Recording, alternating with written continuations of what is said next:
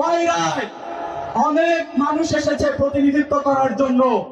এক এক প্রকল্প থেকে এক একটা বাড়ি বানিয়ে নিজের পকেট ভরে এখান থেকে বিদায় নিয়েছে।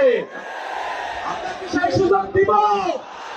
শহীদ ওসমান হাদির ভাষায় বলতে হয়, আল্লামা সাঈদী নিজামী মুজাহিদের বাংলাদেশকে কোন চাঁদাবাজ দখলদারির হাতে তুলে দিব না।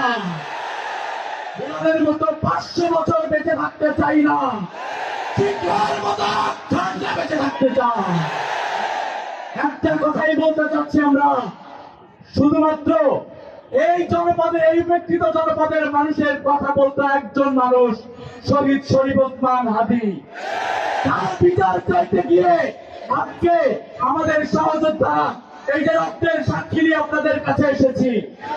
আজকে আমাদের যিনি এমপি ক্যান্ডিডেট আছেন, আমরা চাই তার জায়গা থেকে প্রথম উদ্যোগ হবে শহীদ শরীফ ওসমান হাদি হত্যার বিচার নিয়ে আসতে।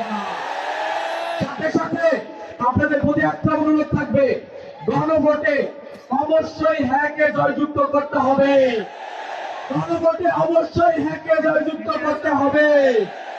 এই কয়লার কাদামাটি থেকে বেড়ে উঠেছি 2017 সালে। এই মসজিদেই জঙ্গি ট্যাগ দিয়ে আমাদেরকে বের করে দেওয়া হয়েছিল। আজকে সেই মাঠে হাজার হাজার ছাত্র জনতা আপনারা যেভাবে বরণ করে নিলেন, আজকে যারা এখানে আয়োজন করেছে, সমাবেশের আয়োজন করেছে, আপনি খুব কাকতালীয় ভাবে, আজকে আমার তারিখটা এভাবেই পড়ে গিয়েছিল, কাকতালীয় ভাবে এসেছিলাম। আপনারা যেই সম্মানটা দিয়েছেন, সেই 2017 সালে আমি আবার ফিরে গিয়েছি। যেভাবে লুকিয়ে চুরিয়ে আমার মাকে বলা হয়েছিল একটা জঙ্গির সন্তান, সেভাবে লুকিয়ে চুরিয়ে এই কয়লা থেকে বিদায় নিতে হয়েছিল। আজকে সেই কয়লার মাটিতে স্বাধীনভাবে আসতে পেরেছে, আলহামদুলিল্লাহ। আপনাদের প্রতি অশেষ কৃতজ্ঞতা এবং আপনাদের প্রতি অশেষ আপনাদের কাছে দোয়া আছে। বিদায় নিচ্ছি। আসসালামু আলাইকুম ওয়া রাহমাতুল্লাহি ওয়া বারাকাতুহু। ইনকিলাব জিন্দাবাদ, ইনকিলাব জিন্দাবাদ, ইনকিলাব জিন্দাবাদ। We want justice.